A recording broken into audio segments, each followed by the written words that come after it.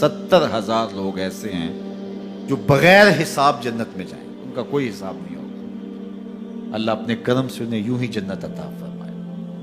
सहाबा ने अर्ज़ की, या रसूलल्लाह सल्लल्लाहु अलैहि वसल्लम वो कौन है?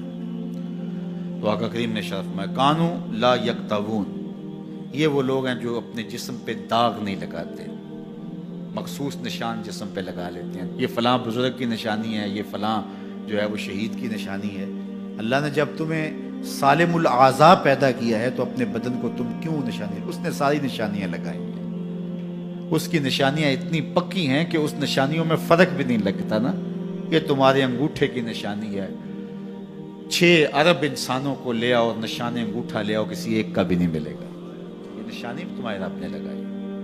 जैसी सूरत तुम्हारी है ऐसी सूरत किसी और की नहीं बनाई, तुम्हें मुनफरद बनाया। इसमें पूरी कायनात में सारे लोग तुम्हारे जैसे हैं लेकिन तुम फिर भी अलग दिखाई देते हो। सबकी 2 आंखें, सबका नाक, सबके होंठ, सबका रंग मिलता जुलता, लेकिन सबकी शक्लें अलग हैं। ये जैद है, ये बकर है, ये अमर है, ये आस है, ये फला है। दूसरे वो वला यस्तरकून, और वो रुकिया नहीं करते। ये छू मंतर जादू टूना हर वक्त आमलों के पास भागे फिरते हैं और वो उन्हें जो है वो गलत सलत टोट के टूने बताते हैं और वो करते रहते हैं। अजीब लोगों के नफ्सियात होते हैं, सवेर से लेकर शाम तक इसी चक्कर में रहते हैं और फिर सारी जिंदगी इन तवहुमात से निकल ही नहीं पाते। अल्लाह ने तुम्हें पैसे दिए हैं, नई गाड़ी तुमने खरीदी है, छोटे बच्चे का जूता क्यों बांध दिया आगे तुमने? जूता बांधने से अगर ये एक्सीडेंट से, हादसे से गाड़ी बच सकती होती है तो फिर पाकिस्तान के जितने PIA के जहाज हैं सब पर बांध देना चाहिए, सब पे जूते लटके हुए हो। अजीब तुमने फलसफा तराशा।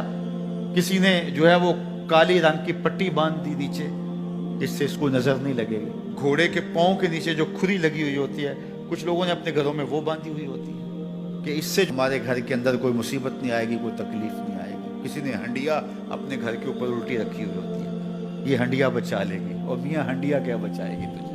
अल्लाह के कहर से कुछ नहीं बचा सकता। जब तुम्हारे ऊपर कोई मुसीबत नाज़िल होनी है तो कुछ नहीं बचा सकता। अगर बचना चाहते हो तो फिर अल्लाह से इस्तिग़फ़ार करो, अल्लाह ताला की तस्बीह करो, अल्लाह की तहलील करो, मेरे हुजूर पे दरूद पढ़ो, फिर देखना कि मुसीबतें टलती हैं या नहीं टलती। तो ये खाम खा के रुकिए।